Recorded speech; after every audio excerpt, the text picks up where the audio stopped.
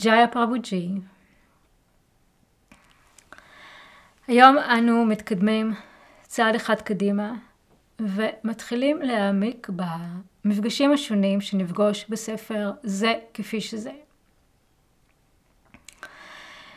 למי שעדיין איננו מכיר, הספר שונה בתכליתו מכל שאר הספרים שפרבוג'י כתב, משום שהוא איננו כתב את הספר הזה, אלא אנו נפגוש שם אסופה של סאטסנגים, של מפגשים ציבוריים, שנערכו לאורך השנים בין פרבוג'י לקהל הרחב. וניתן להגיד שברמה מסוימת, הספר הזה מאפיין תקופה מאוד מיוחדת, תקופה ייחודית בחייו של פרבוג'י. איפשהו היה הרבה יותר זמין ונגיש להשתתף במפגשים ציבוריים, כמו שיחות, הרצאות, סאטסנגים וסדנאות שונות. והאמת היא שמשנת 2011, לפני 14 שנים, פרבוג'י הפסיק להשתתף במפגשים ציבוריים. הוא פרש מחיי החברה ונכנס לתקופה של התכנסות, של התבוננות וחיי נזירות. איפה שהוא מקדיש את הזמן שלו לתפילות, לציור, לכתיבה ולמדיטציה. פרבוג'י כן נותן הרצאות ושיעורים פרטיים אך ורק לנו, קבוצה קטנה של התלמידים שלו. ולאחר שביקשנו ממנו, הוא הסכים שנקליט את המפגשים הללו איתנו, ושנפרסם אותם ביוטיוב. כמו כן, הוא גם הסכים שנוציא לאור את הספרים שהוא כותב, כל עוד זה לא פוגע בחיי ההתבודדות שלו ובפרטיות שלו.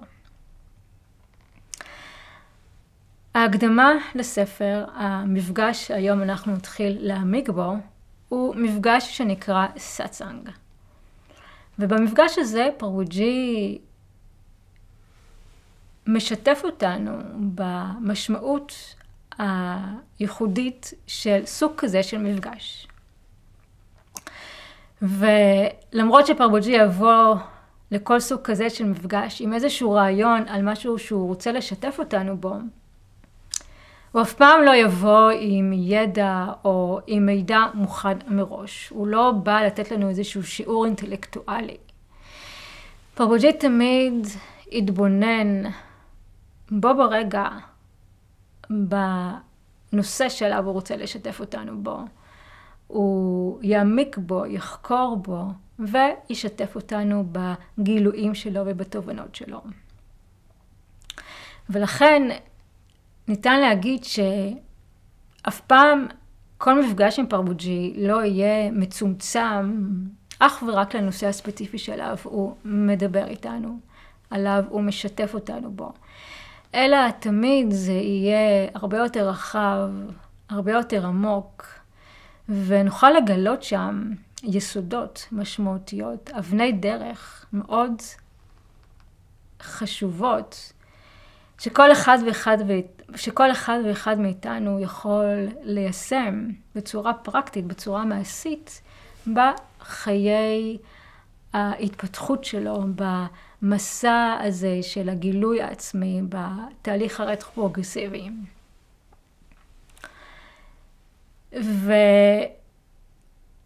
וההתראות עם המאסטר, לא הייתי מצמצמת אותה לאך ורק מפגש פיזי מסוג שכזה. ההתראות איתו גם תמונה בהאזנה לאחת מן ההרצאות שלו, בקריאה של הכתבים שלו, בהתבוננות באיזושהי יצירה אומנותית שהוא יצר, בשתיקה של המאסטר, וכמובן במדיטציה איתו. ובאיזשהו מקום, כל התראות שהיא עם המאסטר, יש בה מעין השתקפות שלנו את עצמנו. ותמיד נוכל לזהות שם משהו, לגלות שם משהו על עצמנו, משהו שאנחנו יכולים ללמוד, להתבונן בו.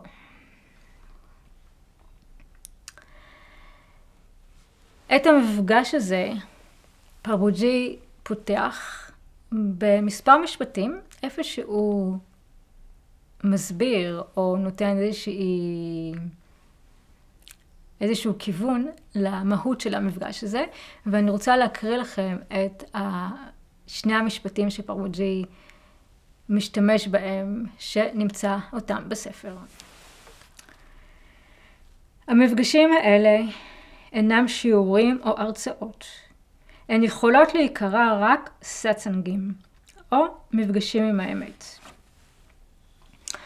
ובמפגש אחר שאנחנו נמצא בספר, שנקרא שותפות או אחדות, פרבוג'י גם מתייחס למפגש המיוחד הזה שנקרא סאטסנג, והוא אומר שסאטסנג פירושו להיות קרוב לאמת, להתרועע עם האמת, להיות יחד עם האמת. אז ההתרועעות הפיזית עם המאסטר איננה בהכרח מבטיחה שמפגש מסוג שכזה שנקרא סאטסנג אכן יתרחש. ובמה שפרבוג'י משתף אותנו פה, איפה שאנחנו כרגע היום מתייחסים בקצרה, זה פרבוג'י מראה לנו, נותן לנו איזשהו כיוון על גישה מאוד עדינה, שכל אחד ואחד מאיתנו רצוי שהוא יתמקם בה, או לפחות להיות מודע לה, על מנת שבאמת מפגש כזה שנקרא סאטסנג יתרחש בין המאסטר לבין התלמיד, בין המאסטר לבין המחפש הרוחני. והמשמעות של המפגש הזה טמונה במילה עצמה. המילה הסנסקריט סאטסנג מתחלקת לשתי מילים, סאט, סאטיה וסנגה. המשמעות של המילה סאט היא אמת. ומה שזה אומר לנו זה שבעצם לב ליבה של המפגש הזה, המשמעות של המפגש מסוג שכזה, הוא החיפוש אחר האמת, הכמיהה לאמת. אז בעצם אם אנחנו רוצים איזשהו, אם אנחנו רוצים להתקרב למפגש מסוג שכזה, רצוי העניין שלנו, הנושא המשותף שלנו, הוא יהיה אחר החיפוש אחר האמת. וכמובן שזה לא משהו שאתה יכול בצורה מלאכותית ליצור, זה איזשהו משהו מאוד פנימי, איזושהי תשוקה, איזושהי כמיהה של הנשמה לדעת אמת. המשמעות של המילה סנגה היא להיות ביחד. וכמובן שאנחנו גם מכירים את המשמעות הזאת בכל מיני דתות אחרות. בבודהיזם אנחנו שמענו על הסנגה של הבודה. כמו כן גם בנצרות יש את המושג הזה וביהדות. המשמעות של להיות ביחד, על מנת שבאמת נוכל לדעת למה פרבוג'י מתכוון כשהוא אומר להיות ביחד, במפגש הזה הוא ברובד מסוים, הוא מסביר מהו ההבדל בין תקשורת לבין שותפות, לבין להיות יחד. אז אם ננסה רגע קצת להעמיק במושג הזה תקשורת, מה קורה כשאנחנו מתקשרים אחד עם השני. אז בעצם כששני אנשים מתקשרים, באיזשהו מקום זה מפגש של שתי הכרות. איפה שאנחנו משתפים במחשבות שלנו, ברגשות שלנו, בכל מיני רעיונות. בנושאים מסוימים שאנחנו עוסקים בהם, אנחנו יכולים להעביר מידע או ידע אחד לשני, לספר על חוויות שקרו לנו, והרבה פעמים אנחנו יכולים לשתף אותו באיך שאנחנו רואים את הדברים בדרך המחשבה שלנו, ואנחנו יכולים הרבה פעמים להסכים אחד עם השני או לא להסכים, ואז גם זה מה שקורה לנו גם להרגיש קרובים אחד לשני או קצת יותר רחוקים. ואם נשים לב, אז המקור של תקשורת נובע מן העבר, מן הזיכרון. זה לא משהו שהוא קורה עכשיו. ולכן זה מה שגם מאפיין, שזה מפגש של שתי הכרות. והתחושה היא שתמיד יש איזושהי תחושה של הפרדה, של מרחק, שאנחנו לא ממש ביחד, שאנחנו לא ממש פועמים באותו טון, באותה מנגינה. ובואו ננסה להבין למה יש את התחושה הזאת של מרחק, של הפרדה.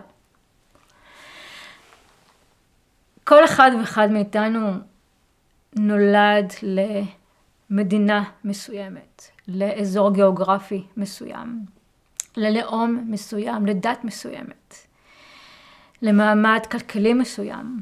כמובן שלכל אחד יש את המשפחה שאליו הוא נולד, את ההורים שלו. חלקנו קיבלנו תמיכה רגשית, פסיכולוגית ופיזית, מה שנתנה לנו את התחושה של אהבה ללא תנאים. חלקנו פחות. וכל התנאים האלה בעצם בנו את האופי שלנו, את המבנה שלנו, ובאיזשהו מקום קבעו את הנטיות שלנו, את מה שאנחנו אוהבים לעשות או פחות אוהבים לעשות, את דפוסי התנהגות שלנו,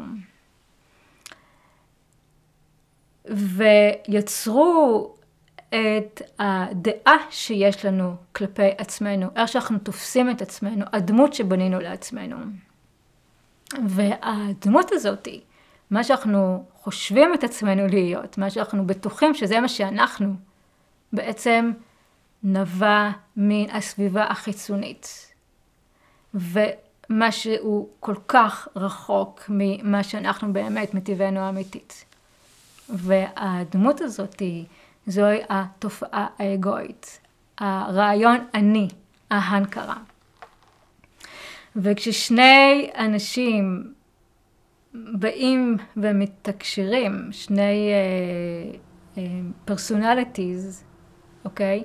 זה כאילו שכל אחד נמצא בתוך האי המבודד שלו, עם הפחדים שלו ועם חומות ההגנה שהוא בנה לעצמו, איפה שהוא רוצה להרגיש בטוח ומוכר. ומשם אנחנו מתקשרים. מי שמאיתנו פותח קצת יותר דלת על מנת, ונפתח על מנת לתקשר קצת יותר בקרבה ומישהו שהוא פחות. אז לכן תמיד יש את התחושה הזאת של הפרדה, של ניתוק, שאנחנו לא ממש ביחד. וכשפרבוג'י מדבר על שותפות, ואני רוצה להקריא לכם את המשפט שהוא כותב, הוא אומר ששותפות מתרחשת בהווה, היא נובעת מן העצמי, היא שייכת להווה, היא מתרחשת בין שתי לבבות, שתי נוכחות. היא מתרחשת ברוח.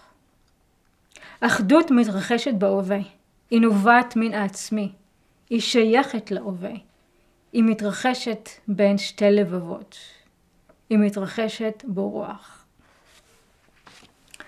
אז מה שפרבוג'י בעצם אומר פה ששותפות של מצב של אחדות, של להיות ביחד, זה לא משהו שנובע מן ההכרה, זה מצב שהוא פועם בנשמה שלנו, במקום הכי הכי אינטימי שלנו. זה כמו שמישהו מתאהב במישהו, אז הוא לגמרי שוכח את עצמו, הוא לגמרי מסיר את כל המגננות, את כל הפחדים שלו, והוא לגמרי פתוח ונגיש לשני. אז רק מן המצב הזה, מפגש מסוג שכזה, שנקרא סאצאנג, בין המאסטר לתלמיד, בין המאסטר למחפש הרוחני, יכול באמת להתרחש. ג'איה פרבוג'י.